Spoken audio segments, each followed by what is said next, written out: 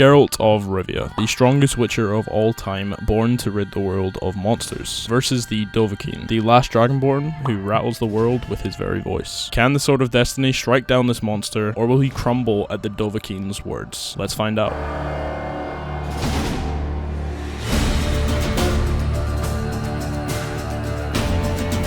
Hello everybody, bhoppinbdon here, and welcome to the video. Before we start this versus battle, I'd like to say that I hope you all enjoyed the last video where we compared the Witcher DLCs. If you haven't checked that out, I would highly recommend you do. Before we start, I'd like to say we're trying to hit 1,000 subscribers on YouTube before the end of the year, and we're relatively close, so please, it would mean the world if you could drop a subscribe. We also have a community Discord and Valheim server, which is also in the Discord. The Discord link is in the description if you want to join. I'd like to preface this versus battle by saying that we're using comp versions for the matchup, so games, books, etc., all into one character to fight one another. Without further ado, let's jump into this discussion. I'm not going to spend too much time covering Geralt because I already have a video here going over all of his intricacies, but to be very brief, Geralt is a witcher and he has a plethora of abilities that come with that. To mention, he has enhanced senses, superhuman strength and speed, enhanced reflexes, and he's also incredibly intelligent in my opinion. That is, in battle IQ. I also think he's pretty smart out with this too. He has access to witcher potions which have a variety of effects and are incredibly strong when given prep time, but as I said, I've already covered all of Geralt's intricacies, be it strength, speed, anything like that, so if you want a deep dive on Geralt's strength, go watch this video. I want to make it clear that Geralt is absolutely not a pushover, but neither is his opponent, the Dragonborn. Speaking of the Dragonborn, let's get into his abilities and how he'll fare against the Witcher. So, if there was a point in the video where the tone is going to shift a little bit, it's going to be now. The Dovahkiin, name meaning literally dragonkind or dragonborn, is the protagonist of the Elder Scrolls V Skyrim, and he's a bit of a different animal compared to the Witcher. His main power is coming from shouts or the Thu'um, ancient magical words of power that harness the voice to produce otherworldly effects, such as stopping time. Right? Or slowing it. Dragonborn also has other things at their disposal, such as potions, weapons like swords, shields, bows, absurdly powerful magic of almost any kind, and much more. The Dragonborn is gifted in strength, and I mean really gifted. The Greybeards themselves could shake the world with their full might using the shouts, and it can be argued that the Dragonborn is above all of them combined. I believe so. But anyways, his strength. The main protagonist of the game, the Elder Scrolls V Skyrim, is Alduin the World Eater, the first and strongest dragon in the series. Alduin's a mighty force to be reckoned with, as he threatens to consume the entire timeline that he and the Dragonborn exist in. Nobody in the Witcher universe, especially not Geralt himself, maybe other than Gaunter O'Dim, is capable of replicating something like this. And on the topic of Gaunter, I'd like to say that Gaunter O'Dim stopping time does not mean that Geralt has inaccessible speed. Inaccessible speed just being very quick. It means that you cannot measure it using the basic speed formula. It's more likely that due to Gaunter's control over time, he pulled Geralt into stop time somehow, rather than Geralt outspeeding. This is both contextually and historically accurate with the series, as people are simply never this fast consistently. Egg! More treats! Show off. Of course I am.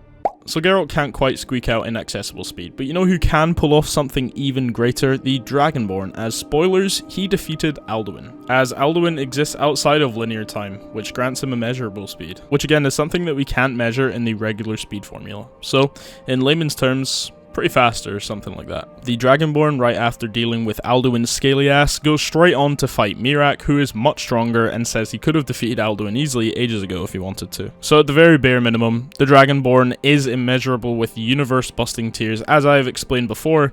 That's way beyond what Geralt could muster. Geralt isn't mustering any speed faster than dodging or reacting to lightning-based attacks, which the Dragonborn does with ease. Geralt also isn't capable of destroying a building or any massive structures like that with his attacks, and if he is, it's at the very top level with Ard. And while Geralt is struggling to blow up buildings with Ard, the Dragonborn was out here fighting people who could destroy universes, and tanking their attacks. As much as it pains a Witcher glazer like me to say this, Geralt gets absolutely demolished.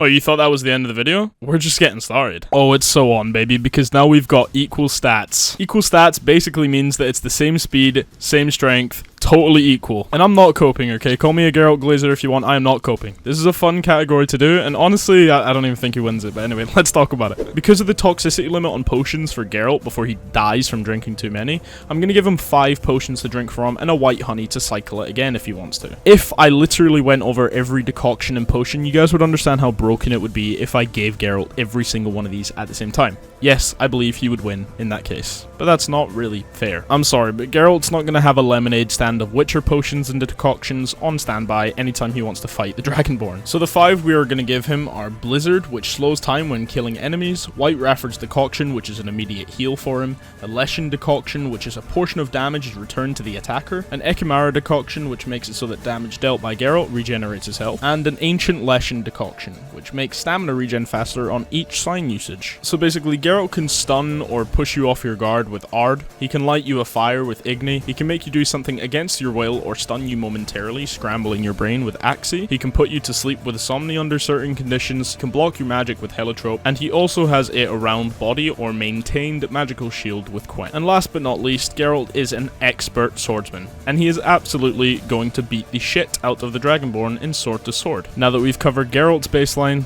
let's cover the Dragonborns. I think this part just gave me a new perspective on how cool this matchup is. So if we give the Dragonborn a shout like Disarm, we could have a cool interaction where, you know, the Dragonborn disarms Geralt and Geralt uses Axii or something to get the Dragonborn to relax for a minute so he can get his sword back. Or maybe he pulls a second sword out or something like that, because he does have to. There's so many unique interactions with shouts and powers from Geralt and stuff, it's so cool. But because of this issue, we're going to have to give the Dragonborn one shout. If you guys want a video where we go over every single scenario and it's like hundreds of different fights between the Witcher and the Dragonborn, please let me know in the comments below, because I'd totally be down. That would be super cool and it would be a very long video. If you want to allow the Dragonborn to have something like soul binding things with soul gems or call dragon shouts, then yes, he absolutely washes Geralt, because it becomes super unfair. So we're going to give him one, and we're going to give him the most popular one, Fushroda, or the Unrelenting Force. We're going to give the Dragonborn a sword and shield, and Unrelenting Force is going to help to push Geralt off his guard if he needs it. Due to the nature of the decoctions and potions that Geralt has available, which again are the very weak-sided ones, if the Dragonborn decides to conjure at all and Geralt kills this conjuration, the Dragonborn will straight up lose due to Blizzard, and also the decoctions that he has. At least that's what I think. I don't think that he's going to be able to beat a severely empowered Geralt, but tell me if you disagree. Not only severely empowered, sorry, but also in slowed time with Blizzard. The Dragonborn's magical applications in terms of destruction range from lightning, fire, ice, and leech spells. Fear spells from the alteration and illusion and stuff are just not going to work on Geralt, okay? We're going to have that because he does have mental resistances and also experience with Axii. If you want the Dragonborn to just hit Geralt with a fear hack spell and then slice his head off, sure. But I could also have Geralt use Axii and then have him slice the Dragonborn's head off. We're not going to be doing either of those things. The Dragonborn has lots of destructive applications of magic, as we said, and conjuration is kind of out of the question here. And in close combat, I believe personally that he's totally outclassed. Obviously, the Dragonborn has things like wards, which will defend him against things like Igni and Ard,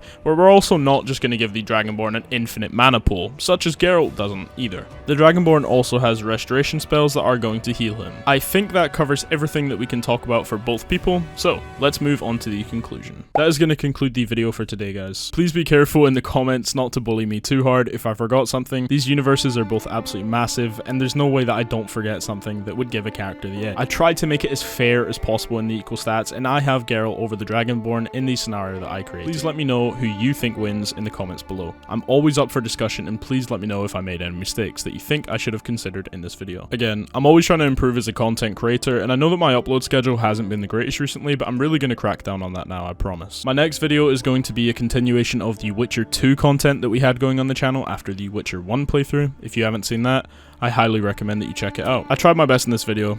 I hope you guys did enjoy. Please take care, and peace out, guys.